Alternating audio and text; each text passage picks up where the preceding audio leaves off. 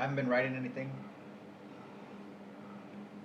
Adjusting a new um, phase in life. I think I want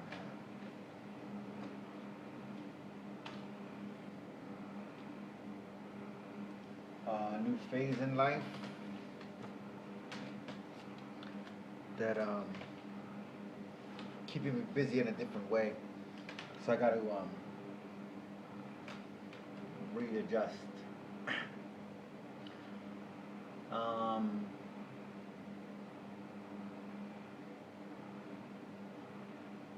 so,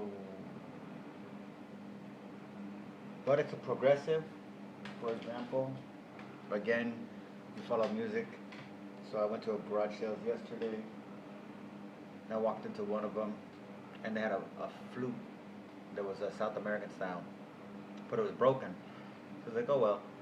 And I went to a couple other ones, and I walked into one that was, well, I understand the condition, but I walked into one, and the ladies that were running it, they said, well, yeah, we're done here. The rest of the stuff, if anything that's here, you can take it. So there was one of these flutes. So now I have.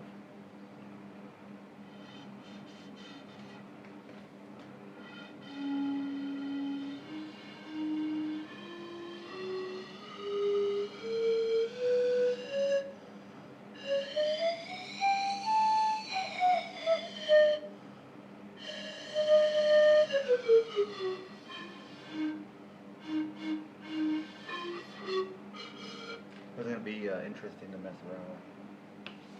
I have no clue how to deal with that. So other than that, my writing here is, I think I have to talk louder, come to think of it. My writing here is on free market libertarianism. This is an important part of how I use my interpretation of reality in order to identify things and how and so forth. So you can. Anyways, this is obviously free market libertarianism. Um, for the most part, if you don't know what free market libertarianism is, this won't make sense. So in a weird kind of way, this is only written to free market libertarians. So in one sense, it's not written practically speaking, because it's very, well, you'll see.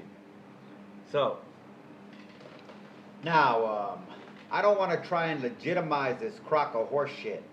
I have sustained a very progressive yet conservative critique of this bastardization of human thought, while the adherents to this hold to their ability to remember numbers and dates, or vice versa, as the real proof they know what they are talking about. To me, they are just zombie parrots. All that data is no different than a little dicked prick with a pathetically loud bike bark or bitch, or some super polite sadistic professional hag that pretends it's because of her job she has no human feelings, not just because of her entire life, and that shill it is. Which, the way I have taken to slamming libertarian fascism, is in the root of the name. Which leads me to fault foremost: inherent fascist chauvinism.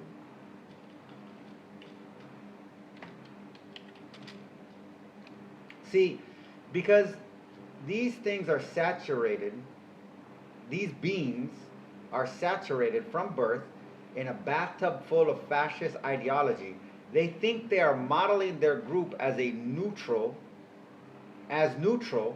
to what's right or correct as possible.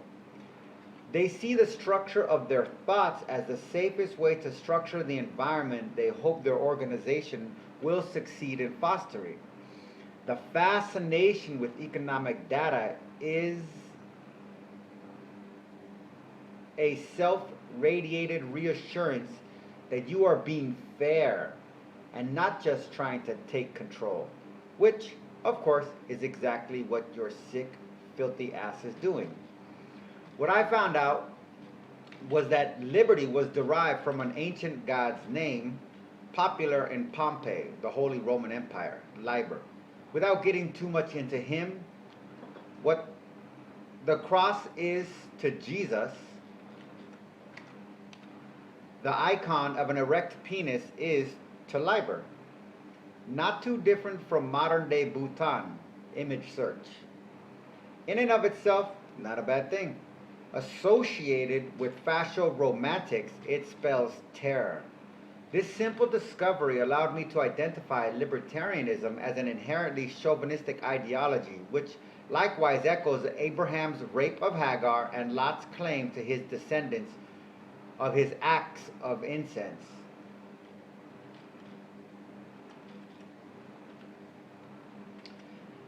Which equates to mine, mine, mine. Pretty much satisfied with such a scathing criticism, as is my intended goal, I moved along. After some time, I stumbled across something else I felt was related to the evil and disgusting reality of what libertarianism is. I think I was researching the legal status of the City of London when I unearthed a new element of what liberty itself was intended to mean. My take on this nugget was that liberty was in and of itself a tax status that only relates to monarchs and subjects. This is to say, it does not and it cannot. This is liberty we are talking about here. It doesn't work without a monarch. I, being me, associate this to mean liberty only exists within empire. Liberty is not a cry for independence, but is in fact a yodel yodel yehu of devotion to the power of the tax and what it says. Liberty is like in the Lord of the Rings. It's not that everybody wants the ring for themselves, but they want it for similar reasons. Liberty sanctifies the very right to tax, to strap the burden, any burden, onto the backs of your unsuspecting neighbors. The libertarian as a whole needs little justification, not much more than a feeble claim to their right to defend their own manufactured internal moral dilemmas through acts of violence against living beings around them, so as to prove they are in control, so to speak, of themselves at the very least. So no libertarian will ever have to reconcile an Indian's claim to treaty lands or rights, because they are Nazi scum. They are fascist, murdering, robbing, raping demons. They masquerade as humans, killing us to sustain their own myths. Their freedoms have brought their children into this world to die of disease, just like those they defend against. They seek only the freedom to rain hell upon the weaker, to pursue military insanity, to tear Mother Earth apart like Thomas Jefferson tore up slave pussy. Who wouldn't want what they want? You?